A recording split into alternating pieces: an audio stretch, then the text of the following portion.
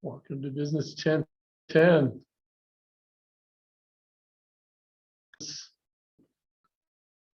I don't know, this is maybe one of the, for me, one of the most fun chapters, because there's lots of fun, at least for me, fun things to talk about. So there's a job called the product manager at a company. And so I've mostly worked at software companies. And so the product manager is dealing with creating what the software does. They call those product managers. And the product managers, like the last company that I worked at that had a product manager, he was making $120,000 a year. So just with the bachelor's degree. So I think that product managers can command pretty good salary. So we'll talk about product and like what innovation is and branding. So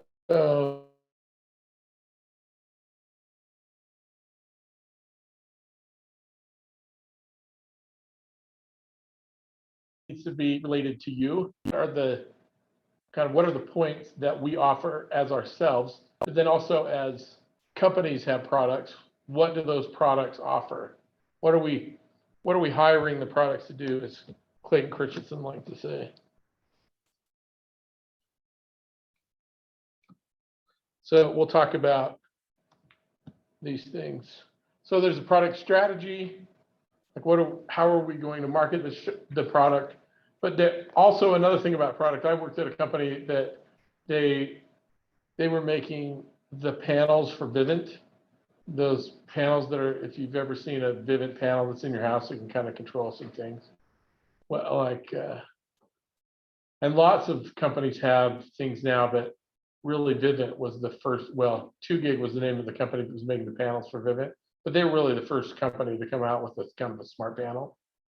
And so they have product manager there too, and they were saying, okay, what features do we want to add into the panel? So they're doing the same types of things with especially bigger companies, but every company and even ourselves, we're trying to determine what our product strategy is. So here are some of the things that go into a product. You have to consider all of these things. So, and you can really look at this as yourself as a product. You still have to address all of this stuff. So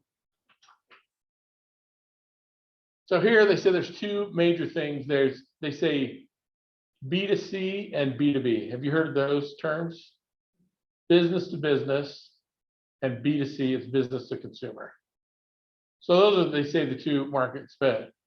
So as for me, if I'm a product, who am I selling to? The customers. No, like if I'm trying to market myself to a company, so am I business to consumer or am I consumer to business? I don't know where that fits in, but because I'm always trying to relate ourselves to these ideas, we're kind of like consumer to business. So here it says in the business consumer market, there's four things or four areas: this convenience, shopping, specialty, and unsought.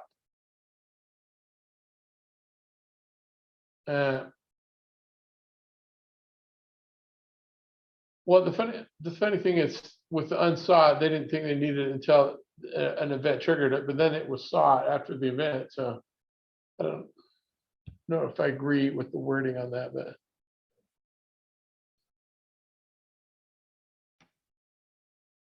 so what is your category? Installations, capital items,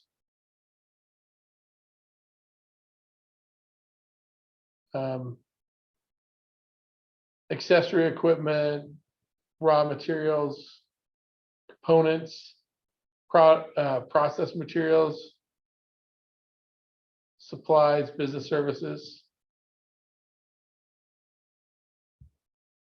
You probably come up with some, but that's the ones they're talking about here. So which of the following describes convenience goods and services?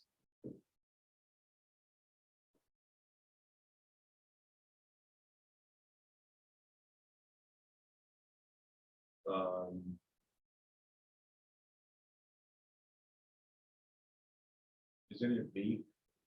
Products purchased after the consumer make a comparison. So what is convenience? Like in a convenience.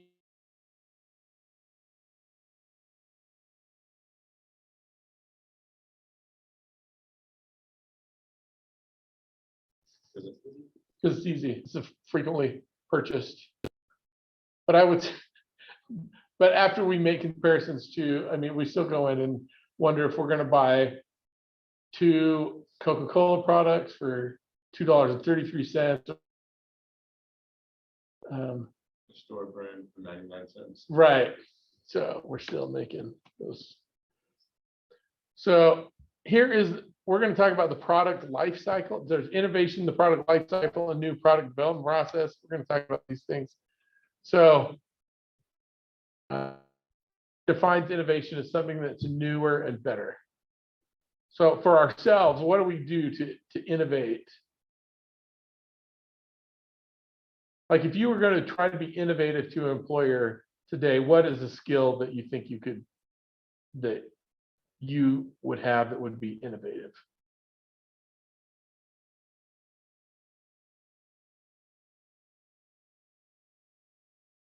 Something like social communication skills is sometimes lacking, so getting back, like improving it.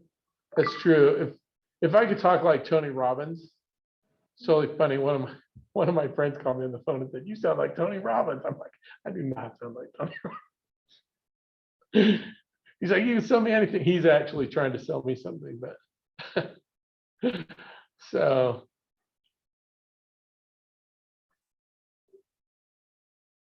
here are why, and then it has the reasons why companies innovate. Apple is like, if they just changed it, you can't even do anything with them.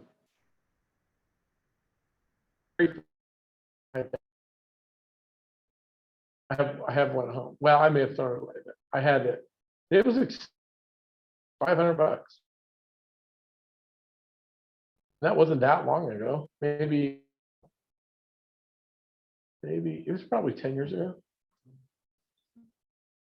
So this is how I actually got the iPad. There was a customer that would call the company I was working for every week and yell at my boss. And so he said, he's like, "I want you to take care of this customer. If he doesn't call me back or yell at me in the next 6 weeks, I will buy you an iPad." I'm like, okay. He didn't call him back for 6 weeks. So he bought me an iPad. Funny. So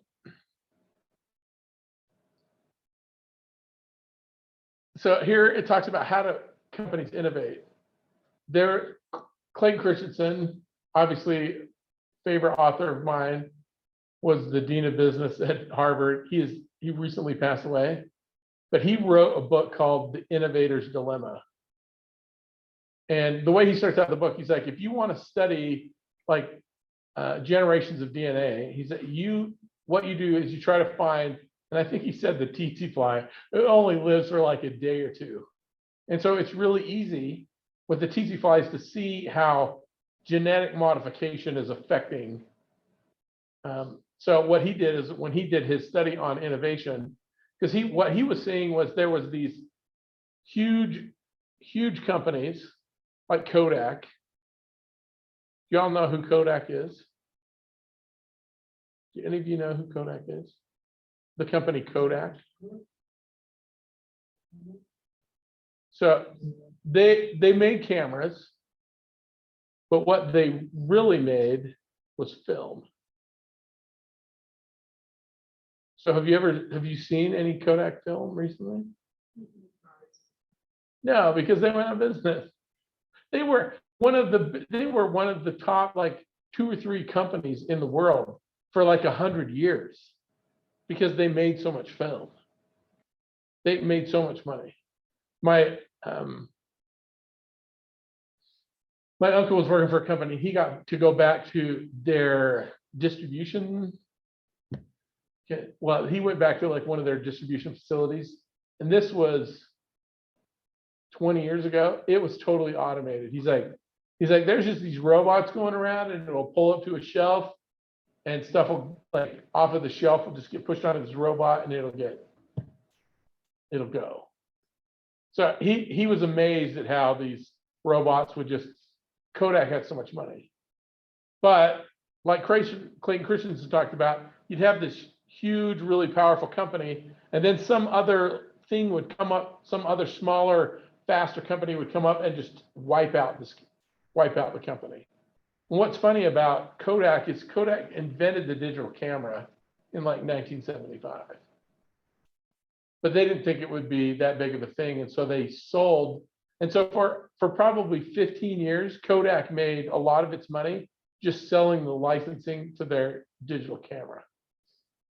But it couldn't keep them in business because they were relying too much on film. They thought, and Clayton Christensen talked about this, they just get so arrogant that they don't see these other things.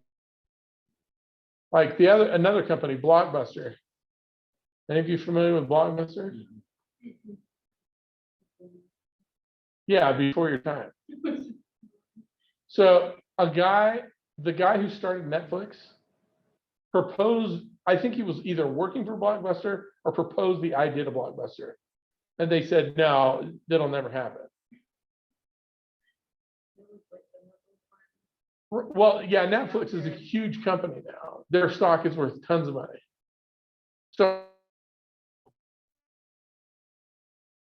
Everybody just, you sign up and you rent movies and. yeah, could you watch movies? From Netflix? What was their? Okay, so Blockbuster, I think, made half of their revenue off of late fees. And so you go rent a movie and then you forget to turn it back in, and then you get like $1 or $2 or something like that. So they made a lot of their money just on late fees because you'd have it for a day or 2 days or however long before they charge late fee. But Netflix is like, no, look at the subscription model where you get to have up to 9 DVDs one time. So DVDs was part of it because Blockbuster started with VHS tapes. They had a lot of VHS tapes. Have you watched a VHS tape recently? Quality is really bad. Compared to. Actually, yeah. So, We watched Willy Wonka and the Chocolate Factory. Oh, wow. They had recorded on VHS. nice. It's so bad. Yeah, the quality is just bad, especially if you recorded it off of TV. And the quality is bad. And so Netflix won. So Netflix want you, they didn't care about late fees. All they wanted is that subscription model. Hey.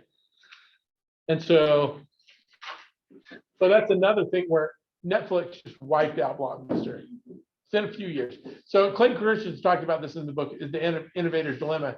So he wanted what he was looking for is the companies that were churning the fastest. And so he looked at the he called it the disk storage industry. So and the storage industry continues to innovate at a crazy fast pace. So when I was in college, when I started college like 30 years ago, we had these things and they were called floppy disks. They weren't actually floppy. They held 1 megabyte of data. No. So 1 megabyte of data. These held 1 megabyte of data. And when they first came out, they were like $5 a piece. They were probably 10 or 15 or $20 a piece when they first came out for 1 megabyte. And so then, but by the time I was in college, they're about $1 a piece. And like I would have my homework and stuff on these discs. Like I would go to the library at the computer and put my disk in, and I would write my paper and then save it to this disk. But you couldn't hold very much stuff with 1 megabyte. So the crazy thing about it now is like I have a 64 gig like SD card in my phone. That holds 64, that little tiny thing holds 64,000 of those floppy disks. You know, my 64 thin card is probably like $20. I haven't even bought one for a couple of years. They may be even $10 now. I don't know. But what 30 years ago would have cost me like $60,000, I'm putting in my phone now for like 10. The amount of storage that goes on that, and it just keeps going up. And so Clayton Christensen was watching this, and these companies were coming out with some guy was telling me that he was working for a place and they were selling these disk drives. This is back in the 70s or maybe early 80s. They were selling these disk drives for like $75,000. But he said you could make one little like switch change in there and you could get it hold like double whatever it was. And you could charge $125,000 for just like doing the little switch. And so, but what was happening is things innovate so fast. So the floppy disks, so it went from floppy disks, and then there was a company called iOmega, and they were here in Utah. And they made a thing called a flash, what was it? It wasn't flash memory, it was still the spinning stuff. But it was like having a CD in a bigger, what were those called? But anyway, all of a sudden it could hold 100 of those discs, and it was just a little bit bigger. And then within a couple of years, they made ones called Jazz discs, and the Jazz discs held 1,000 of those. Basically, just 1 gigabyte. No, something like that. But it's just innovating so fast. So like none of you have even heard of iOmega, but they were huge. Like they were probably valued at one point at like a couple $100 million. So they went from like zero to a couple $100 million to zero again fast. Because and so he talked about the innovation. A lot of companies just can't innovate fast enough. And it's true, like right now, like Google's at the top of the game. We've got Facebook out there. But how many of you use Facebook? We've got kind of back there from Co. Jonah says he uses Facebook.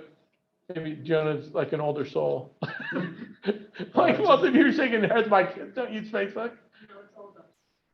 Well, I mean, there's TikTok now. Like I have a son who just like with all of his friends, they're just using Snapchat. So he's got, and then my daughter, for some weird reason, who is 21, like her and all of her friends are on Twitter. Twitter's been around for a while, but so if I want to kind of keep track of my daughter, it's Twitter. She does have some Instagram stuff, and Instagram kind of is, but Facebook is buying Instagram because somebody else is innovating faster than Facebook can innovate. And they're going to be innovated out of business at some point. Something is going to happen because this is just the way technology rolls. Something's going to happen. It's going to put them out of business, which seems crazy right now. Unless they can innovate. That's what companies are trying to do, is trying to stay relevant. I just use Facebook to keep in touch with my old high school friends. Right. So this was supposed to be after, but no, we're going to talk about this first. So product, they have what they call a product adoption curve. I am going to be mad if I didn't do this right. I'm going to have to stop the share for a second. No, that is not it.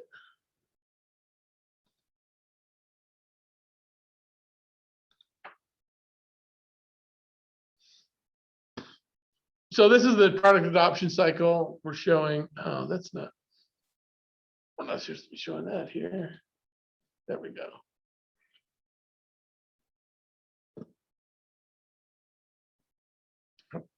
For those of you that are just online, let me know if you can hear this.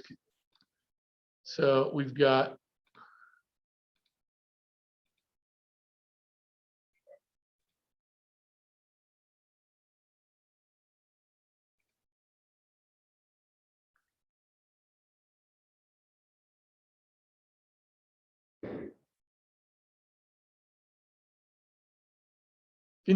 so those of you at home, can you hear that?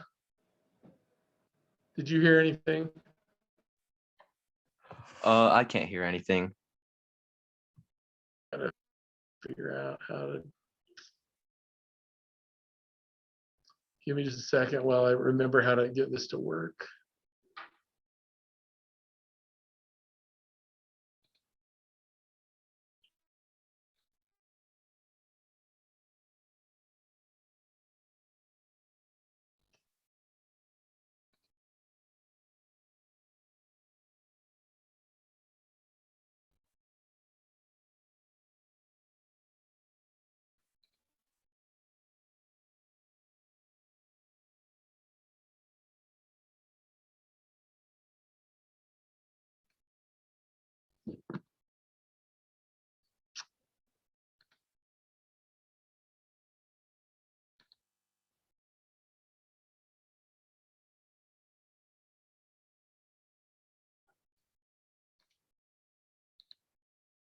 Oh, here we go.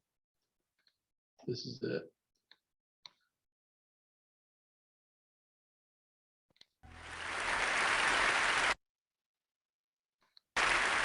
We're going to see if we can head over to YouTube and see the whole thing.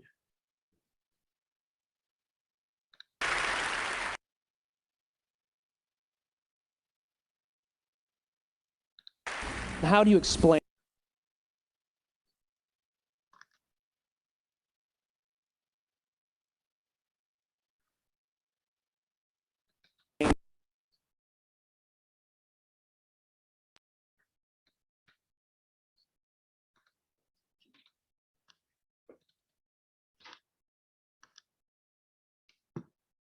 Give me just a second here.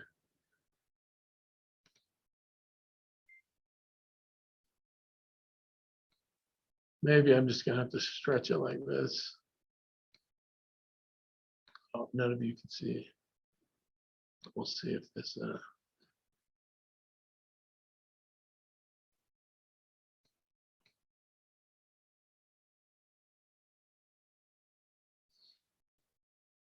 Why does it keep showing that?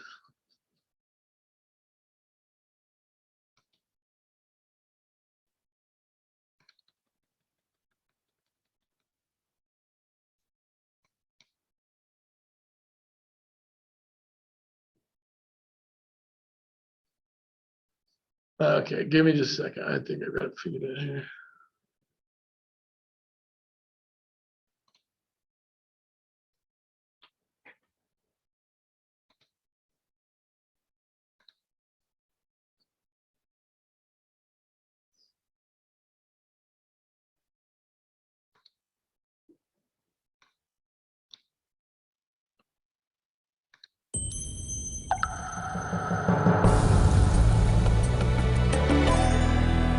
You all hear that now?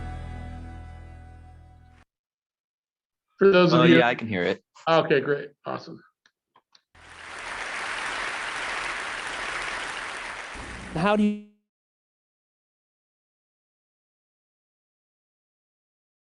explain when others are able to achieve things that seem to defy all of the assumptions? For example, why is Apple so innovative? Year after year after year after year, they're more innovative than all their competition. And yet, they're just a computer company. They're just like everyone else. They have the same access to the same talent, the same agencies, the same consultants, the same media. Then why is it that they seem to have something different? Why is it that Martin Luther King led the civil rights movement? He wasn't the only man who suffered in a pre-civil rights America, and he certainly wasn't the only great orator of the day. Why him? And why is it that the Wright brothers were able to figure out controlled powered manned flight when there were certainly other teams who were better qualified, better funded, and they didn't achieve powered manned flight, and the Wright brothers beat them to it? There's something else at play here. About 3.5 years ago, I made a discovery, and this discovery profoundly changed my view on how I thought the world worked, and it even profoundly changed the way in which I operate in it. As it turns out, there's a pattern. As it turns out, all the great and inspiring leaders and organizations in the world, whether it's Apple or Martin Luther King or the Wright brothers, they all think, act, and communicate the exact same way, and it's the complete opposite to everyone else. All I did was codify it. And it's probably the world's simplest idea. I call it the golden circle.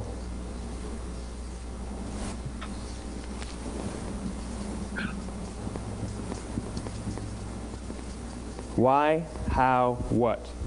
This little idea explains why some organizations and some leaders are able to inspire where others aren't. Let me define the terms really quickly. Every single person, every single organization on the planet knows what they do, 100%. Some know how they do it, whether you call it your differentiating value proposition or your proprietary process or your USP. But very, very few people or organizations know why they do what they do. And by why, I don't mean to make a profit. That's a result. It's always a result. By why, I mean what's your purpose? What's your cause? What's your belief? Why does your organization exist? Why do you get out of bed in the morning? And why should anyone care? Well, as a result, the way we think, the way we act, the way we communicate is from the outside in. It's obvious. We go from the clearest thing to the fuzziest thing. But the inspired leaders and the inspired organizations, regardless of their size, regardless of their industry, all think, act, and communicate from the inside out. Hold on just a second. I'm trying to get the TV back on. Here. Oh, here we go.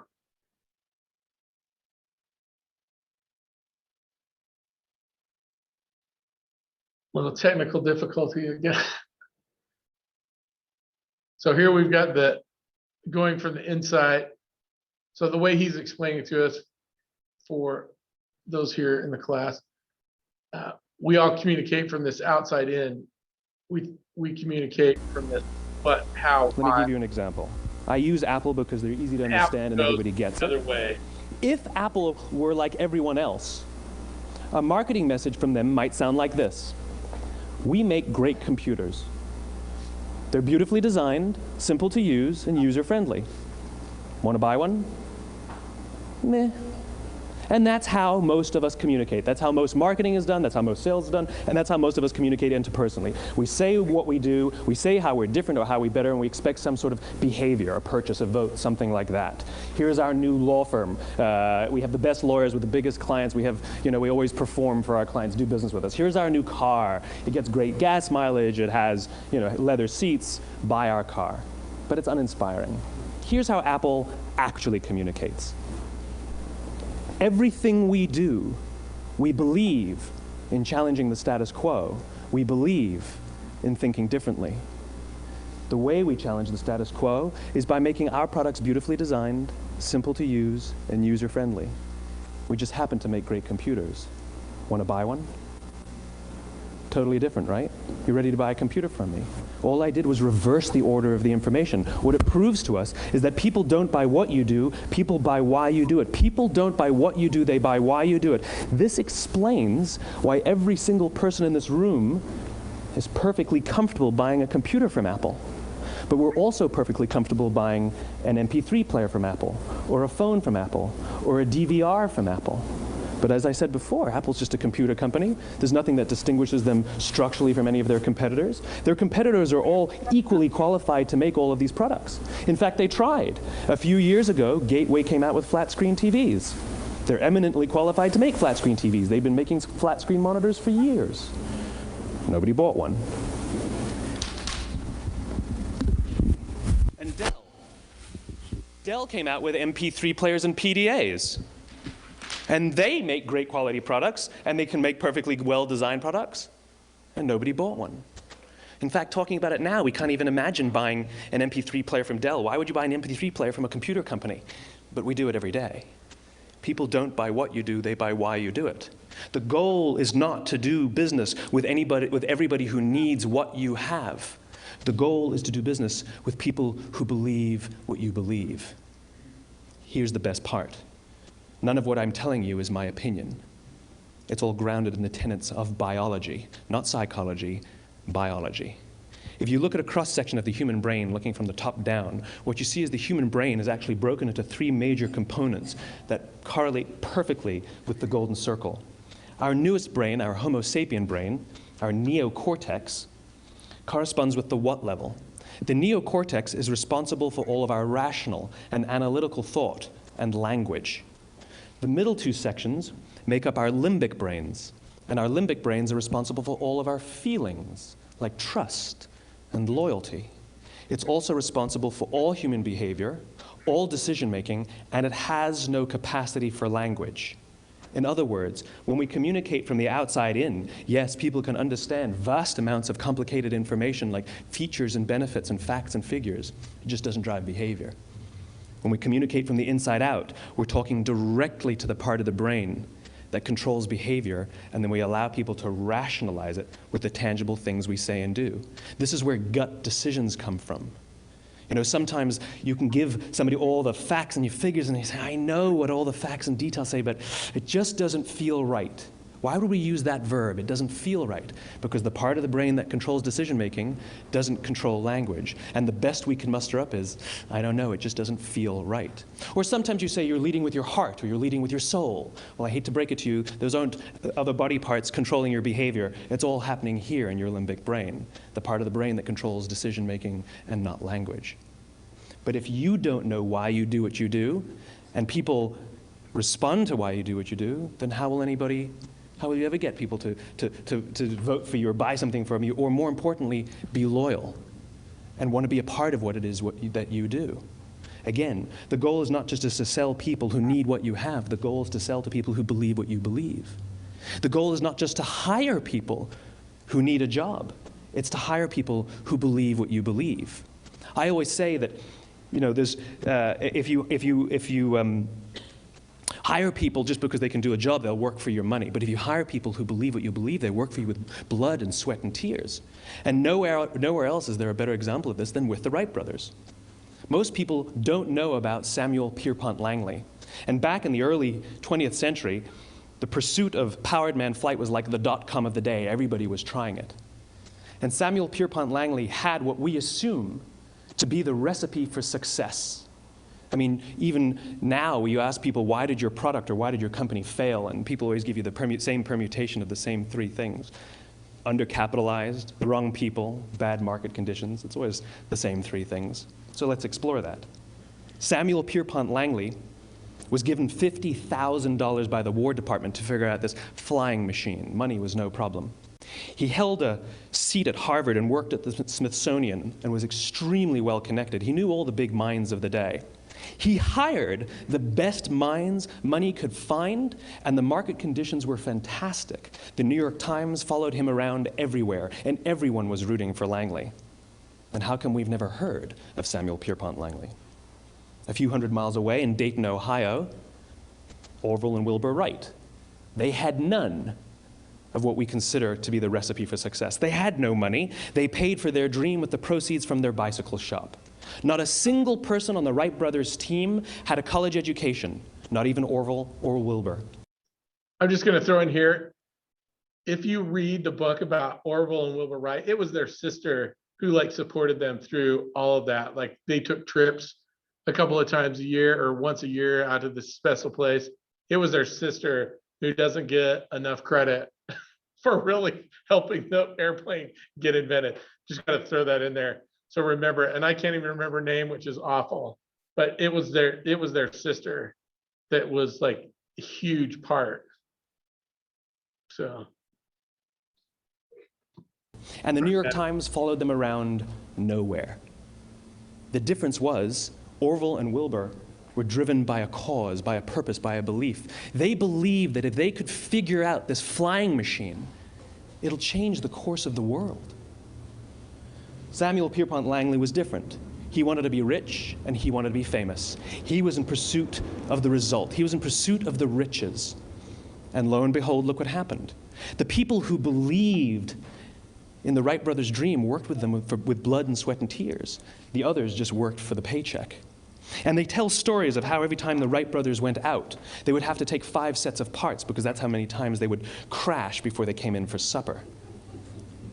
And eventually, on December 17th, 1903, the Wright brothers took flight. And no one was there to even experience it. We found out about it a few days later. And further proof that Langley was motivated by the wrong thing, the day the Wright brothers took flight, he quit. He could have said, "That's an amazing discovery, guys. Now we'll improve upon your technology." But he didn't. He wasn't first. He didn't get rich. He didn't get famous. So he quit. People don't buy what you do, they buy why you do it. And if you talk about what you believe, you will attract those who believe what you believe. Well, why is it important to attract those who believe what you believe? Something called the law of diffusion of innovation. And if you don't know the law, you definitely know the terminology. The first 2.5% of our population are our innovators. The next 13.5% of our population are our early adopters. The next 34% are your early majority, your late majority, and your laggards. The only reason these people buy touch-tone phones is because you can't buy rotary phones anymore. We all sit at various places at various times on the scale, but what the law of diffusion of innovation tells us is that if you want mass market success or mass market acceptance of an idea, you cannot have it until you achieve this tipping point between 15 and 18% market penetration, and then the system tips.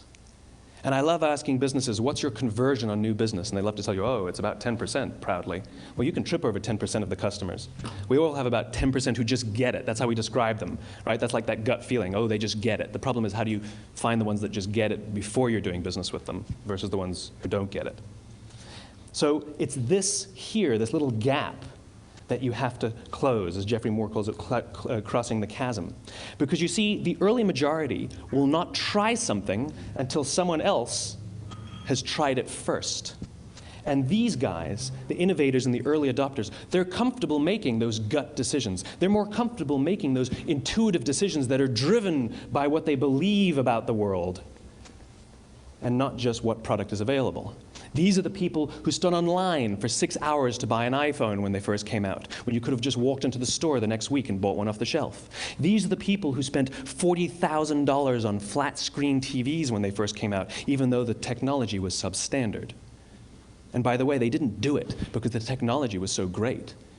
They did it for themselves. It's because they wanted to be first. People don't buy what you do, they buy why you do it. And what you do simply proves what you believe. In fact, people will do the things that prove what they believe. The reason that person bought the iPhone in the first 6 hours, or stood in line for 6 hours, was because of what they believed about the world and how they wanted everybody to see them. They were first. People don't buy what you do, they buy why you do it. So let me give you a famous example, a famous failure and a famous success of the law of diffusion of innovation. First, the famous failure. It's a commercial example. As we said before a second ago, the recipe for success is money and the right people and the right marketing conditions, right? You should have success then. Look at TiVo. From the time TiVo came out about 8 or 9 years ago to this current day, they are the single highest quality product on the market. Hands down, there is no dispute. They were extremely well funded. Market conditions were fantastic. I mean, we use TiVo as a verb. I TiVo stuff on my piece of junk Time Warner DVR all the time. But TiVo's a commercial failure. They've never made money. And when they went IPO, their stock was at about $30 or $40 and then plummeted, and it's never traded above 10. In fact, I don't think it's even traded above 6, except for a couple of little spikes. Because you see, when TiVo launched their product, they told us all what they had. They said, we have a product that pauses live TV, skips commercials, rewinds live TV, and memorizes your viewing habits without you even asking. And the cynical majority said, we don't believe you, we don't need it, we don't like it, you're scaring us. What if they had said, if you're the kind of person who likes to have total control over every aspect of your life, boy, do we have a product for you. It pauses live TV, skips commercials, memorizes your viewing habits, etc., etc. People don't buy what you do, they buy why you do it, and what you do simply serves as the proof of what you believe. Now let me give you a successful example of the law of diffusion of innovation. In the summer of 1963, 250,000 people showed up on the Mall in Washington to hear Dr. King speak. They sent out no invitations, and there was no website to check the date. How do you do that? Well, Dr. King wasn't the only man in America who was a great orator. He wasn't the only man in America who suffered in a pre-civil rights America. In fact, some of his ideas were bad, but he had a gift. He didn't go around telling people what needed to change in America. He went around and told people what he believed. I believe, I believe, I believe, he told people. And people who believed what he believed took his cause and they made it their own, and they told people. And some of those people created structures to get the word out to even more people. And lo and behold, 250,000 people showed up on the right day, on the right time to hear him speak. How many of them showed up for him? 0. They showed up for themselves. It's what they believed about America that got them to travel on a bus for 8 hours to stand in the sun in Washington in the middle of August. It's what they believed, and it wasn't about black versus white. 25% of the audience was white. Dr. King believed that there are 2 types of laws in this world, those that are made by a higher authority and those that are made by man. And not until all the laws that are made by man are consistent with the laws that are made by the higher authority will we live in a just world. It just so happens that the civil rights movement was the perfect thing to help him bring his cause to life. We followed not for him, but for ourselves. And by the way, he gave the I have a dream speech, not the I have a plan speech. Listen to politicians now with their comprehensive 12-point plans. They're not inspiring anybody. Because there are leaders and there are those who lead. Leaders hold a position of power or authority, but those who lead inspire us. Whether they're individuals or organizations, we follow those who lead, not because we have to, but because we want to. We follow those who lead, not for them, but for ourselves. And it's those who start with why that have the ability to inspire those around them or find others who inspire them. Thank you very much.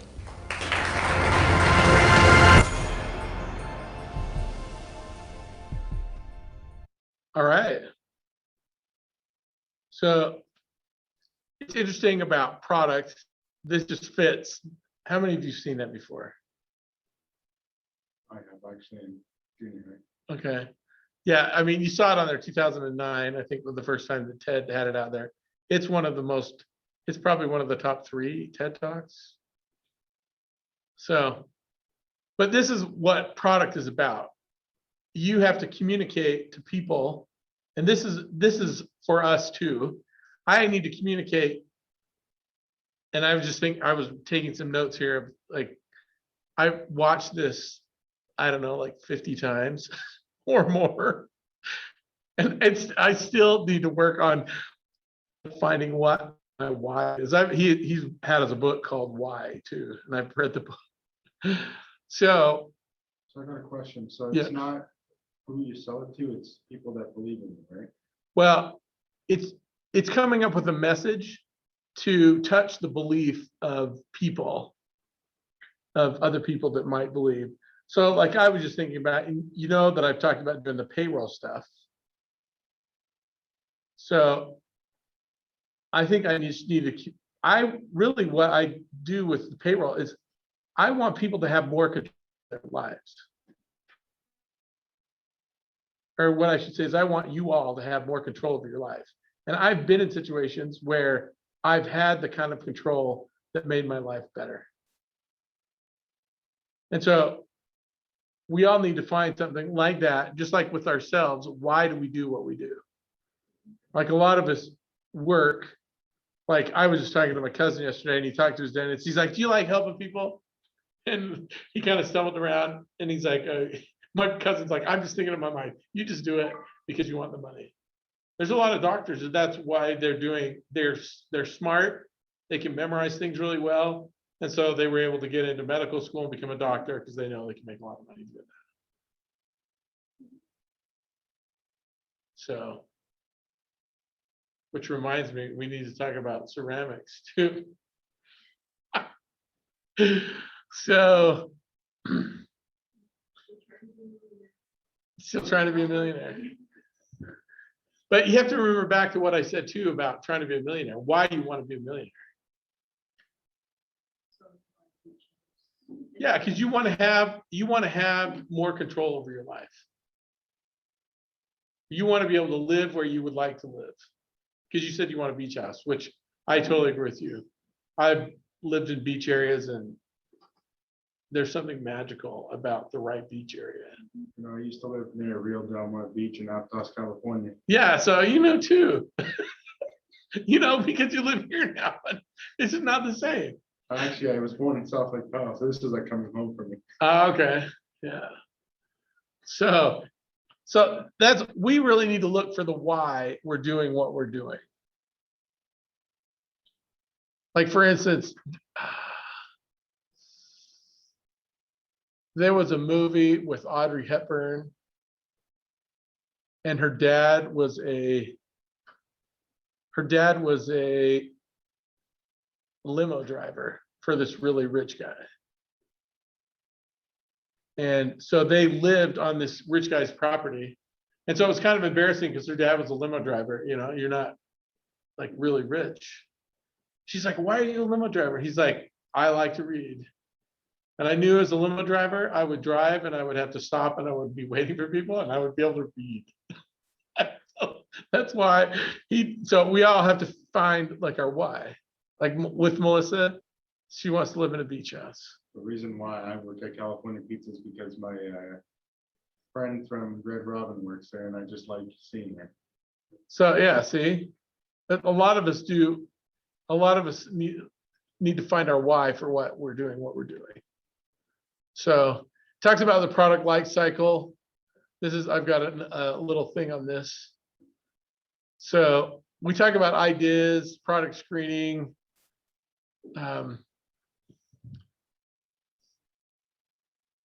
Like I was working at a company when MP3 players started to get popular, and it was a technology company. And I talked to one of the like a VP. He was the brother to the CEO, and I said, why don't we get into MP3 players? Because I could see there was a huge opportunity. This is before iPods were out or anything. And he's like, it may be a good opportunity, but it's outside of our DNA. That's the way he put it. So what you do needs to fit within your DNA. So all of us have skills. And so we need to find where our DNA, where our skills match what we can do, where our why is. So, and companies need to know about that about their products. So here's the product life cycle. They introduce it. There's the growth, maturity, and then decline. And then they've got this other little thing where they do the product extension. So, and I think we've got one.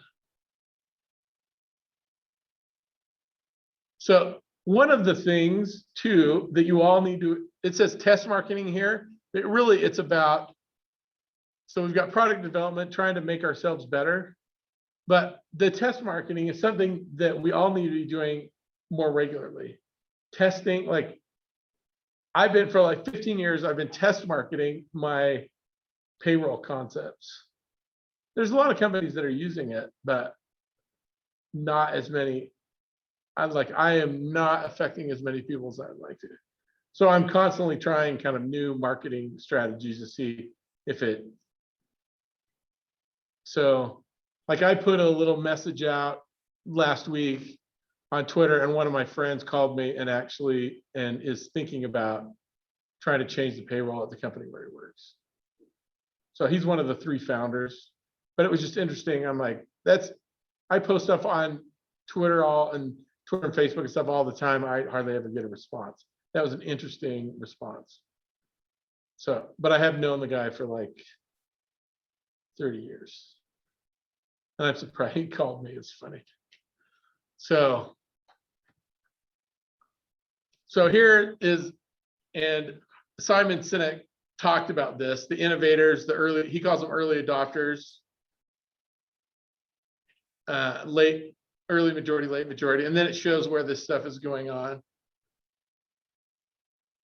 How many of you know what MySpace is?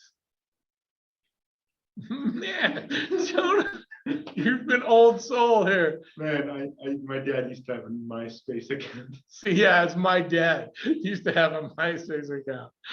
I had a MySpace account. So MySpace was kind of like Facebook before Facebook. What? Yeah, it was way Facebook. I think I signed up for Facebook in 2009.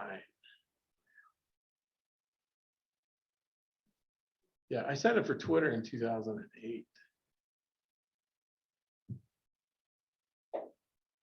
And the only reason that I signed up for Twitter back then is because I was living in Austin, Texas. And the company I was working for, Twitter got big in Austin at a tech convention there. But anyway, MySpace is, so it's interesting to look to see these things. BlackBerry. Maybe, have any of you heard of BlackBerry? BlackBerry phones, yeah, my dad used to have one. Yeah, my dad used to have one. That's exactly all of our dads used to have. I'm your dad. I actually never had a BlackBerry, but I was there when they owned the market. They were like super slow. My dad always used to complain, this thing is stupid. Yeah, towards the end, they were really innovative at first, and that's why they picked up. This is why I'm saying with technology just changes fast. All this stuff. But Facebook is still there. LinkedIn is still there. All these other, it's funny, this one right here is all the way over here. The Stumble Upon, that was like 10 years ago for sure. I'm surprised we don't have robots yet. In Japan, they have robots. Have I talked about robots in this class? Okay, so this is the 3rd round of robots going to change the world. First one was in the 1950s. The next one was in the 70s, and now we have another one. So you just got to be really careful. Self-driving cars. So the interesting thing is computers do not work like the human brain. So Boston Dynamics, which is the leading robot innovator, you've seen those weird dog things that are jumping around, and then they've got some humanoid looking type things. Okay, so now granted, the book was probably written in 2015, 2016, so it's been a little bit, but Boston Dynamics' goal in 2016 was to have a robot that was as smart as a 4-year-old. Okay. Do any of you have a 4-year-old in your life? Okay. There's an inherent problem with a 4-year-old. If you're not constantly watching a 4-year-old, they will kill themselves. They just do not understand enough. They'll run out in the road. They'll drink poison. They'll jump off the deck on the 2-story building. They are constantly trying to kill themselves. And so you have to keep them from killing themselves. And so the fact that Boston Dynamics wants to make a robot as smart as a 4-year-old, I'm like, wow, we've got a long ways to go. But it's amazing. It's Actually, a it was 7-year-old, so. right. Yeah, you know. And my wife is a daycare teacher. Just ask anybody who deals with a 4-year-old. Well, a 3-year-old, the same thing, but yeah, you have to watch them. And so this is where there are certain things that robots can do really well, but they're going to be a really specific job. It's going to be a long time before a robot can mimic what a person does. By that point, we'll probably all be out of work when that happens. Yeah, well, yeah, it's going to be a while. So Malcolm Gladwell has a podcast called Revisionist History, and just the latest one out there talks about The Dog Will See You Now. That's what it's called, and he talks about how well dogs can identify things because of their smell. So in the episode, it talks about these bomb sniffing dogs. The US government spent something like $19 billion to try to find something that could identify a bomb better than a dog. Can't do it. The dog's going to beat it every time. Dogs can smell. They can train dogs to smell anything. I guess I shouldn't say anything because they haven't tried dogs on everything yet. But like, for instance, if like colon cancer, they can train dogs on how to sniff out colon cancer. And they can train dogs. On the episode, it talks about dogs trained to smell COVID. And like, it costs like $150 for a COVID test, where if they would train dogs, it costs like $7. And a few dogs could handle like 250,000 people in like an hour or two. They could do it so much faster. Actually, I used to have a hunting dog where I used to train him to do quail. Yeah, and so you can train dogs to smell lots of things. I think there's a business there. Me and my brother are actually trying to figure out how to make a business training dogs to sniff out these kinds of things. So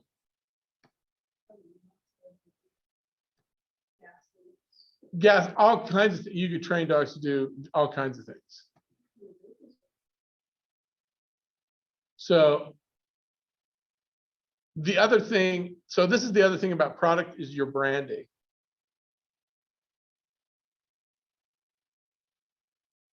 So, and it's funny, not all of us, some of us make it a little bit more obvious. When I was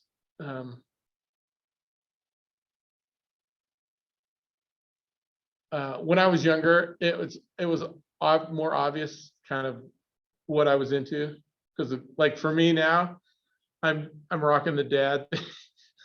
I look like a dad. At least I think I do.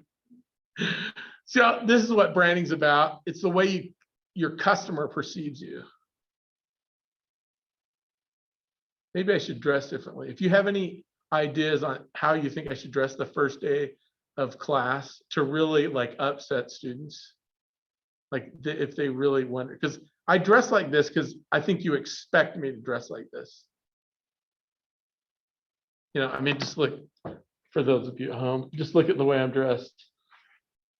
You know, don't you think college like professors dress like this? Actually, one of my teachers actually does suit and tie, but That's probably a business teacher. There's a couple of business teachers that dress like that. actually it's one of my communications 10. Oh, okay. So we all communicate like a certain way. So I think if I dress up in a suit and tie, I'm going to worship something. So I think we talked about this before, but this is all a part of the branding. So we look at these brands, and some of them are very effective because of the marketing that they've done. So, there's a couple on here that I think are more effective than others. And why would you think that there's a couple on there that are more effective than others? Like telling you what's going on in the world. Yeah, like if you look at those, which ones, like there's some of them that don't even have letters. Nike. Nike and Apple and Shell. What is? CNN. Well, it's a brand. Like you all know exactly what those companies do. We're all really familiar with those.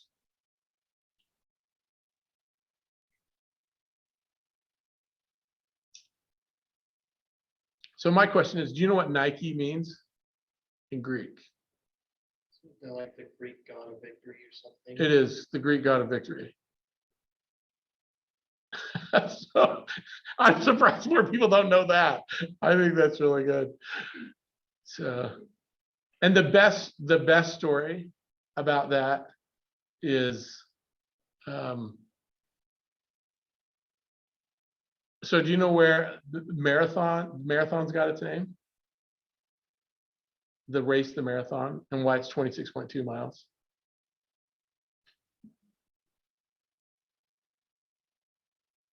We should, Nike should tell this story more often.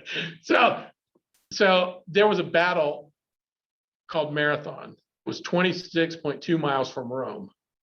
So they were having this battle. Soldier ran the whole way from the Battle of Marathon, gets to the Emperor of Rome or whatever it was, and just said Nike, and then he died. I mean, he was just saying it's victory, and then he died. So that's where the marathon. I can't believe people don't tell that story, but that's where Nike, that's kind of where Nike got its. But Zach, that's really the best, is the goddess of victory, or the god of victory right there. So I should base all my branding on spectacular dance. exactly. Well, it was just the god of victory. That's really where the Nike came from, not marathon. I mean, we did base the run on that. So branding and then packaging goes along with that, but it's the same thing with all of us. We all have our own packaging. So, and what's interesting in our society, we have certain things like we get dressed up in robes to show that we're like smarter.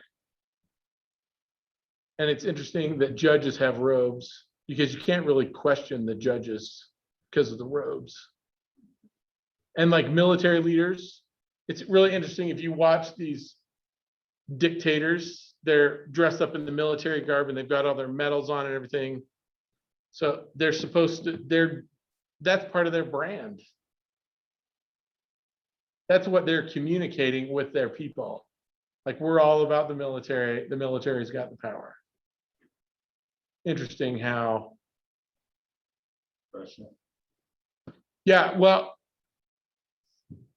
really what we wear is our brand. Like, if you're a Muslim, there's certain things you're going to wear that tell people that you're Muslim. That's their brand. So cheerleaders, they have a brand. Cheerleaders dress a certain way. Football players dress a certain way if they're playing the sport. It's just part of the brand, what they wear. And it's funny, like the NBA, if you look back into the like 70s and 80s, they had like short shorts. Like if you played baseball in the 70s, you better have a mustache. We've all seen the pictures. There was nobody played baseball in the 70s unless, and into the 80s unless they had a mustache, big mustache. Some of that's coming back now, and it's funny to watch, like baseball players now, the pants that they wear don't show their socks at all. When I was growing up, baseball players, they had like basically knickers with these, the socks underneath the knickers. It's all part of the brand. So then one of the things is the private label stuff, generic, that doesn't really have a brand, but the brand is kind of like generic. We don't really see as much generic. When I say generic, do you understand what generic is? Well, that's like private label. There used to be products that just said oatmeal, and it was a white package and black oatmeal. That was generic. So we don't see too much of that anymore. It must have not, it probably sold well for a little bit, but because they said, oh, we'll save money on the packaging by just going generic. But now we all have private label stuff because they're probably not saving too much money because everybody can package stuff.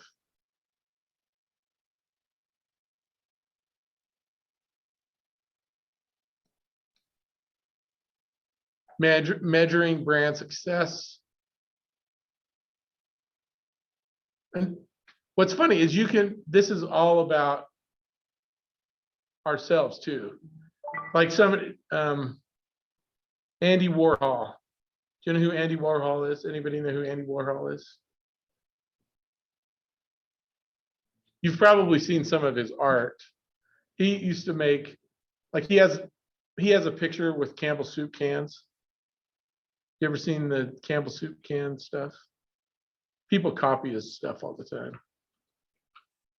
You mean Campbell's soup, like the Yeah, he just painted Campbell soup cans.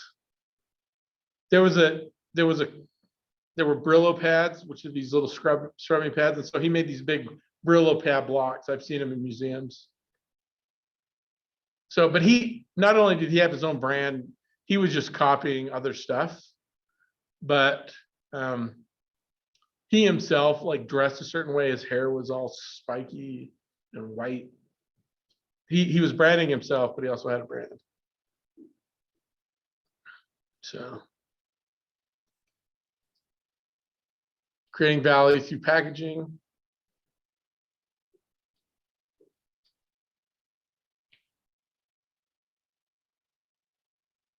And it's just like that.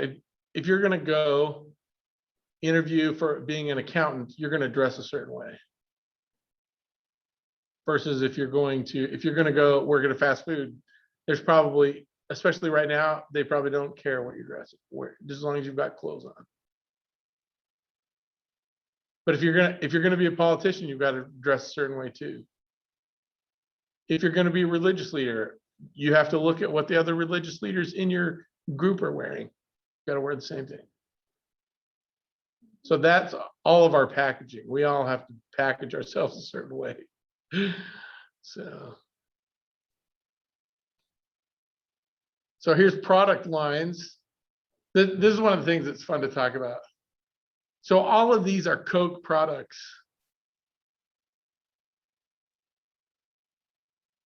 I always like to talk about orange Fanta.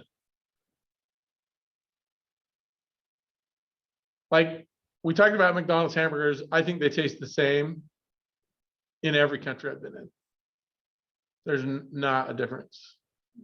yeah, it's had that pink slime in there. Yeah, but Coke tastes different in different countries.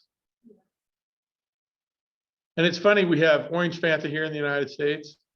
To me, it looks like kind of radioactive. But if you drink Fanta in Europe, it's got real fruit juice in it. And it's a way better than, well, I haven't had it for a long time. But the last time I had Fanta from Europe, it was way better than the Fanta here. Orange Fanta. Yeah, It is not that. Like in Sweden, no. It's like yellow. It's not really orange. Yeah, it's more like orange color than the bright orange stuff that we have. And it's funny, if I say to you sweet and sour chicken or sweet and sour pork here, what color is sweet and sour chicken or sweet and sour pork? Red. Only in the United States. You can get sweet and sour chicken. That's one of the things too. You can buy Chinese food almost everywhere in the world. But we're the only place that has red sweet and sour chicken. I don't know why. Everywhere, it's funny, you order Kung Pao chicken or sweet and sour chicken or Mongolian chicken or whatever, General Tso's chicken, it's all the same color everywhere else, it's just brown. It just tastes a little bit different. So I don't know why we have it red here. So tab, one of the times I was talking about tab, I'm like, tab, you don't know what tab is? I'm like, y'all know what tab is? It's like, oh yeah, they still sell tab at Winco. I'm not sure now that the pandemic's over that they're still selling tab. So what was the other one from? So this was something in the 80s. This was like a diet drink from the 80s, cola diet drink. But You ever heard of Coke syrup? Coke syrup. Yeah, my grandma used to drink that. She goes, it's like Coke, but it's clear. And it's like Coke syrup. Oh, interesting. They used to have Crystal Pepsi. So it had a cola flavor basically, but it was clear. That lasted for a little bit. I actually like those stuff. Yeah, the Crystal, and it showed up recent, like within the last 5 years, I saw it again. And some of the things, like I like Mellow Yellow, but they don't sell it in grocery stores since the pandemic. So I saw a lot of things since the pandemic. So yeah. So, and these are all Toyota. These are Toyota vehicles.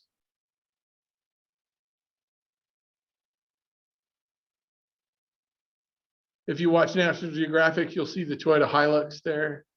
We don't see them in the United States. They're pretty cool, 4-wheel drive, higher up. The High Ace, the minivan. It's funny just to see like the different, and they're selling these cars in different places. Then I showed the Mercedes. So in the United States, Mercedes and BMW are luxury cars. If you go to Europe, they are not luxury cars. They have their luxury versions, but they just have regular versions. So it's funny, I went to Germany for work like 20 years ago, and we rented. So I thought it was pretty cool. I'm like, oh, I'm gonna get a Mercedes. It was an A55. And when I got it, it's like a minivan. It was tiny. This tiny little car. And I'd never seen a Mercedes that had cloth seats. This had cloth seats. And then I was in Germany. I was so excited I was going to get to drive on the Autobahn as fast as I could. Dumb little Mercedes would only go 105. I couldn't get it going any faster, even downhill. No, they're still on the right. They drive on the right side, Germany. Yeah. that's London. Yeah, England, they drive on the other side. There's some other places that drive on the other side, but Yeah, it's trippy. so they're, yeah. Yeah, so the old finger, you go on the other side of the road. Yeah. So I mean, it's just interesting to see how companies brand themselves. And then Mercedes has a line of trucks and buses and stuff that you can see there. And occasionally you'll see a Mercedes truck here. So, I think those Jeep trucks are cool now. oh yeah, so that's it for this week. Remember, we're all trying to find our why if we're trying to market ourselves. Oh, also, we still haven't talked about the